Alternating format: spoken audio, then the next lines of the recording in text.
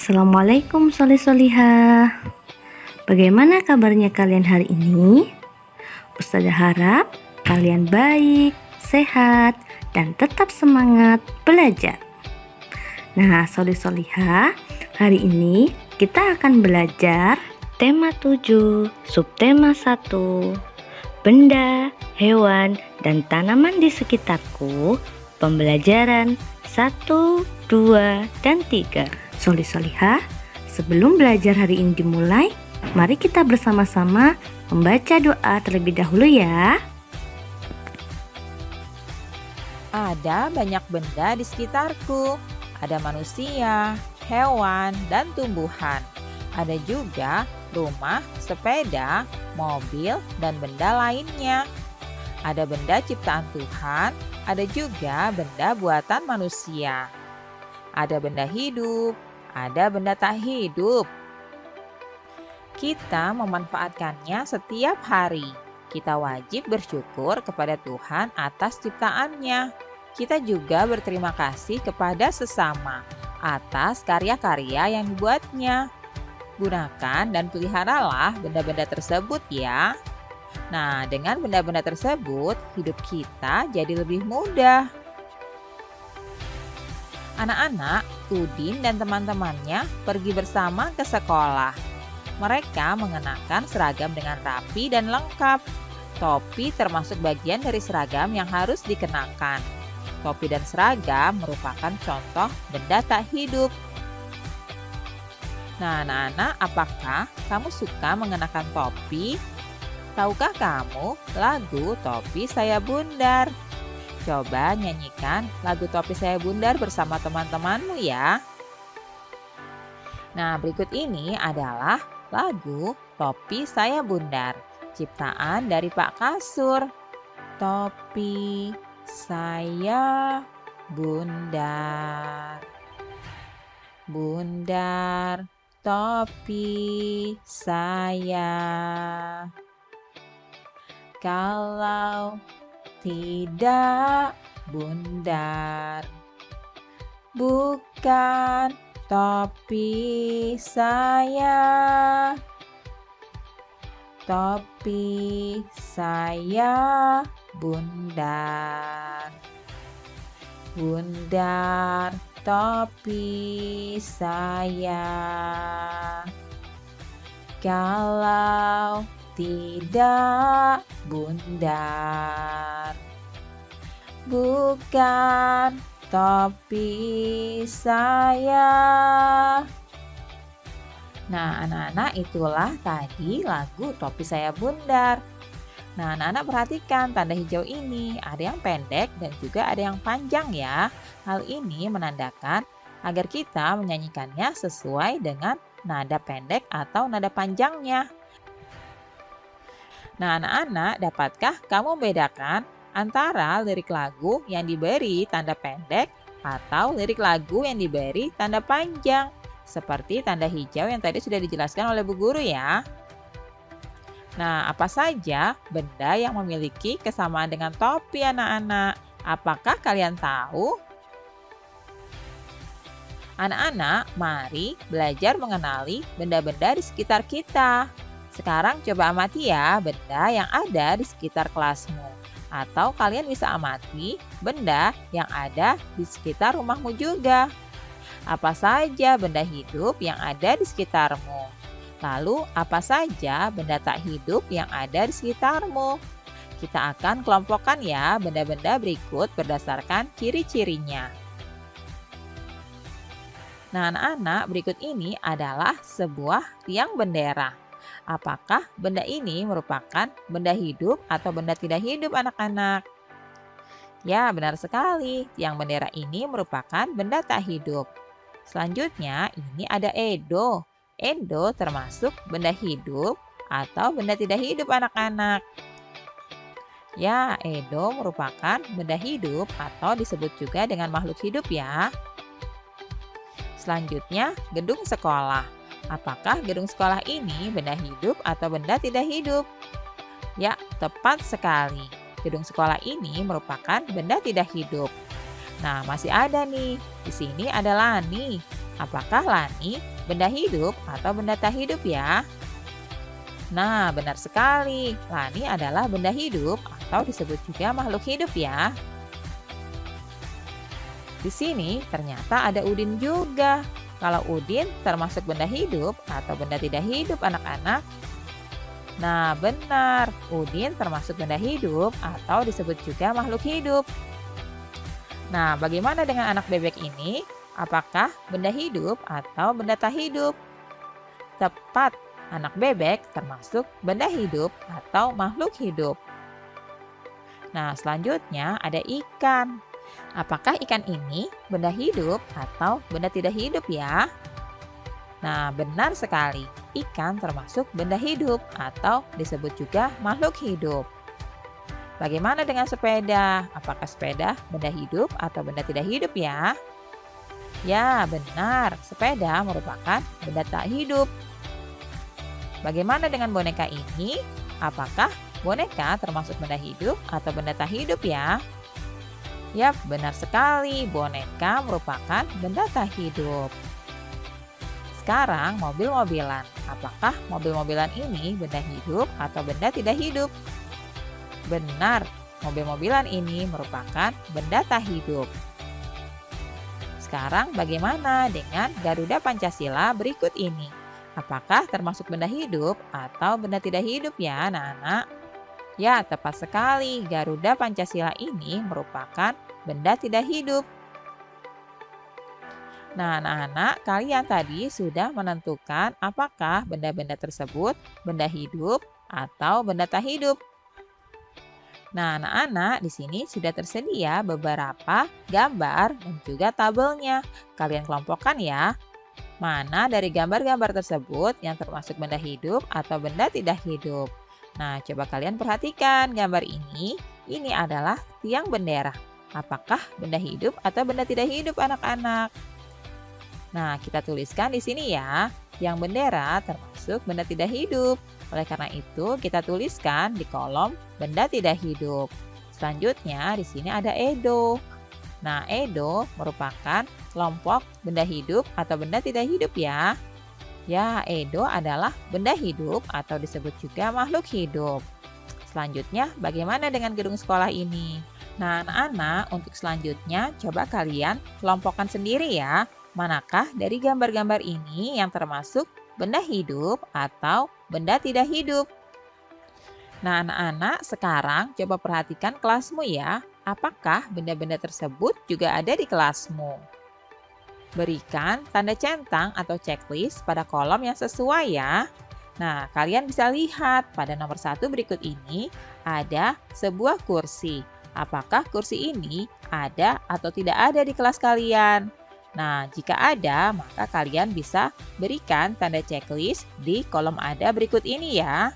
Selanjutnya, untuk benda yang lain ada meja, papan tulis, lemari, dan juga Garuda Pancasila. Kalian tentukan apakah benda-benda tersebut ada atau tidak ada. Kalian bisa berikan tanda checklist di kolom yang sudah tersedia ya.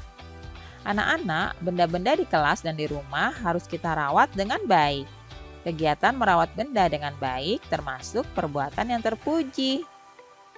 Berikut ini adalah lambang negara kita yaitu Garuda Pancasila. Lambang negara biasa dipajang pada dinding kelas.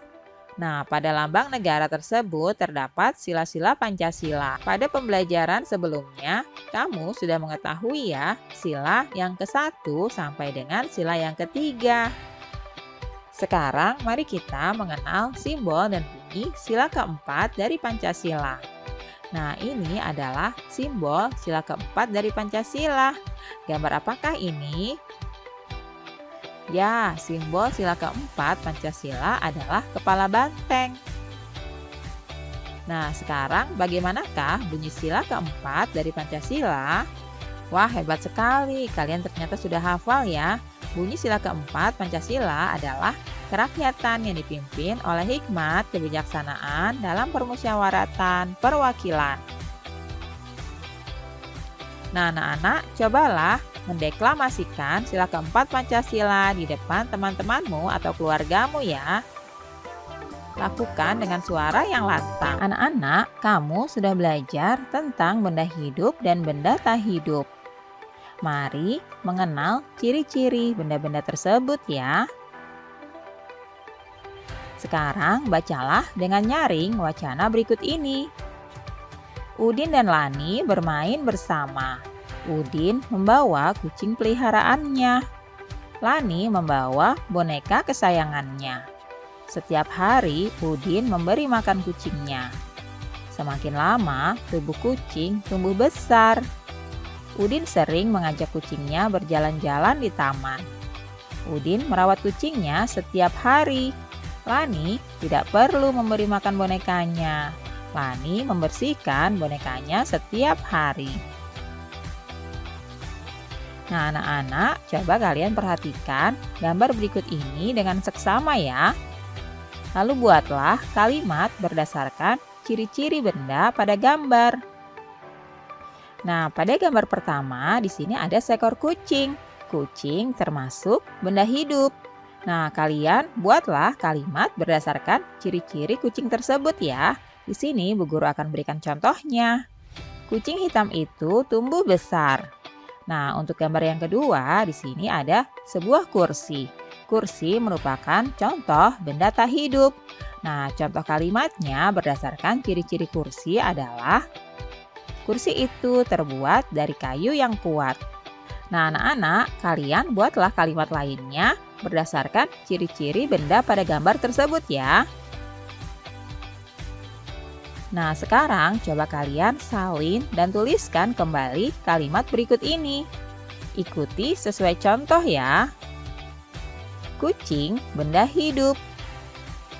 Kursi, benda tak hidup. Kalian buat dengan tulisan tegak bersambung.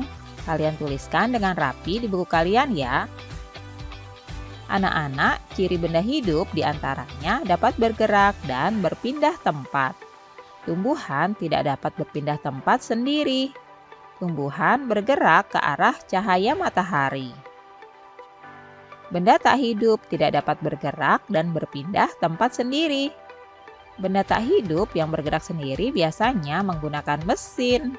Benda hidup bergerak dan berpindah tempat dengan cara berjalan, berlari, dan juga terbang. Nah, anak-anak, apakah kamu dapat berjalan atau berlari? Nah, sekarang cobalah kalian berjalan dan berlari sesuai dengan irama ya. Lakukan pemanasan terlebih dahulu. Lakukan kegiatan seperti gambar berikut ini ya, anak-anak. Gerak berjalan. Pertama-tama, sikap awal berdiri tegak dan pandangan ke depan. Lalu, tangan kanan dan kiri dikepalkan di samping badan. Kemudian, berjalanlah seperti biasa dengan lengan diayun di samping badan kalian. Lalu, berjalanlah mengikuti irama hitungan 1, 2, 3, dan 4. Nah, anak-anak, kalian bisa melakukan gerak berjalan ini. Kalian lakukan di dalam rumah kalian masing-masing. Nah, setelah berjalan, coba kalian lakukan gerak berlari. Saat perpindahan gerak berjalan ke berlari, lakukan secara perlahan. Nah, berikut ini adalah cara gerak berlari. Pertama, badan sedikit dicondongkan ke depan ya. Lalu lakukan ayunan kaki lebih tinggi. Dan jangan lupa untuk gerakan kaki dipercepat dari gerakan berjalan. Seperti itulah gerak berlari. Nah, anak-anak, kalian pastinya sering melakukan gerak berjalan dan juga gerak berlari saat bermain ya. Sekarang, cobalah melakukan kedua gerakan tersebut, berjalan dan berlari sesuai irama hitungan. Lakukan gerakan berjalan untuk hitungan 1, 2, 3, dan 4. Lalu lakukan gerakan berlari untuk hitungan 5, 6, 7, dan 8. Anak-anak, lakukan gerakan dengan baik ya. Berjalan dan berlari termasuk gerakan olahraga. Berolahraga dengan teratur dapat membuat tubuh kita tetap sehat dan kuat. Anak-anak, apakah kamu sudah dapat membedakan antara benda hidup dan benda tak hidup? Mari kita amati gambar benda pada simbol sila-sila Pancasila berikut ini. Berilah tanda centang atau checklist pada kolom yang sesuai ya. Di sini sudah ada sila ke-1, kedua, ketiga, keempat, dan juga kelima, serta simbol-simbolnya. Nah, kalian coba tentukan apakah simbol-simbol tersebut termasuk benda hidup atau benda tak hidup ya. Kita mulai dari sila pertama. Sila pertama itu simbolnya adalah bintang. Nah, anak-anak, berdasarkan pembelajaran yang sebelumnya, apakah kalian tahu bintang ini termasuk benda hidup atau benda tak hidup ya? Ya, tepat sekali. Bintang merupakan benda tak hidup. Oleh karena itu, kita beri tanda checklist di kolom yang sudah disediakan berikut ini ya. Nah, sekarang coba kalian tentukan. Untuk sila kedua, ketiga, keempat, dan kelima, kalian tentukan apakah simbol tersebut termasuk benda hidup atau benda tak hidup. Kalian beri tanda checklist pada tempat yang sudah disediakan ya. Anak-anak, masih ingatkah kamu dengan bunyi sila keempat dari Pancasila? Siapa yang masih ingat? Ayo coba kalian deklamasikan ya. Sekarang coba perhatikan simbol Pancasila berikut ini. Lingkarilah gambar yang menunjukkan simbol sila keempat dari Pancasila. Nah, yang mana anak-anak? Di sini sudah ada gambar rantai, pohon beringin, bintang, kepala banteng, dan juga padi dan kapas. Coba kalian tunjuk, kemudian kalian lingkari ya, yang manakah gambar dari simbol sila keempat Pancasila. Anak-anak, gambar kepala banteng adalah gambar buatan manusia. Gambar kepala banteng adalah simbol sila keempat dari Pancasila. Banteng merupakan hewan ciptaan Tuhan ya. Banteng termasuk salah satu contoh benda hidup. Benda hidup dapat bergerak dan juga membutuhkan makanan. Anak-anak, tahukah kamu bagaimana cara banteng bergerak? Tahukah kamu apa makanan yang disukai oleh banteng? Yuk, carilah informasinya dan tuliskan di bawah berikut ini ya. Cara banteng bergerak itu adalah berjalan atau berlari menggunakan 4 kakinya. Kemudian, makanan yang disukai banteng adalah rumput, daun, dan buah. Nah, anak-anak, informasi berikut ini bisa kalian tuliskan di buku latihan kalian masing-masing. Kalian juga bisa mencari informasi lainnya ya terkait dengan banteng ini. Benda hidup memerlukan makanan. Manusia membutuhkan makanan agar dapat tumbuh. Makanan sehat sangat penting untuk kesehatan. Daging, buah-buahan, dan sayuran termasuk makanan sehat. Apa saja buah yang kamu sukai? Lalu, apa saja sayuran yang kamu sukai? Kalian buatlah kalimat berdasarkan gambar berikut ini ya. Di sini ada seorang anak dengan kata sayur. Nah, kalian bisa buat kalimatnya seperti yang Bu Guru contohkan berikut ini. Benny suka makan sayur. Pada gambar kedua ada Lani dengan kata buah. Contoh kalimatnya adalah seperti berikut ya. Lani suka makan buah. Pada gambar ketiga ada seorang anak dengan kata susu. Contoh kalimatnya adalah saya suka minum susu. Nah, anak-anak, coba kalian buatlah kalimat yang lainnya ya, sesuai dengan gambar dan kata-kata yang sudah ditentukan. Dayu suka makan buah pisang. Lani suka makan buah pepaya. Benny suka makan buah apel. Mari mencoba menghitung banyaknya buah berikut ini. Di sini sudah ada gambar buah-buah apel. Coba kalian hitung ya. Banyaknya apel itu adalah titik-titik buah. Mari kita hitung bersama-sama. Kita hitung mulai dari sini ya. 1, 2, 3, 4, 5, 6, 7, 8, 9, 10, 11. Satu baris apel ini jumlahnya adalah 11. Nah, kemudian kita tambahkan ya dengan baris yang kedua. Baris yang kedua ini jumlahnya juga 11. Lalu pada baris yang ketiga ini jumlahnya juga 11 ya anak-anak. Sampai dengan baris yang keempat ini juga jumlahnya adalah 11. Nah, setelah kita jumlahkan semua, jumlah buah apel ini banyaknya adalah 44 buah. 44 kita tuliskan nama bilangannya seperti berikut ini ya. 44. Nah, selanjutnya di sini ada gambar buah pisang. Coba kalian hitung ya, banyaknya pisang tersebut ada berapa. Lalu kalian tuliskan lambang bilangannya atau angkanya. Kemudian kalian tuliskan juga nama bilangannya. Sekarang coba kalian tuliskan nama atau lambang bilangan berikut ini. Di sini sudah ada lambang bilangan 57. Coba kalian tuliskan ya nama bilangannya. Kemudian di sini sudah ada tertulis nama bilangan 43. Coba kalian tuliskan ya lambang bilangannya. Selanjutnya ada lambang bilangan yaitu 52. Coba kalian tuliskan nama bilangannya. Nah, kalian bisa kerjakan di buku latihan kalian ya. Kalian tuliskan nama dan juga lambang bilangan dari bilangan-bilangan yang sudah ditentukan berikut ini.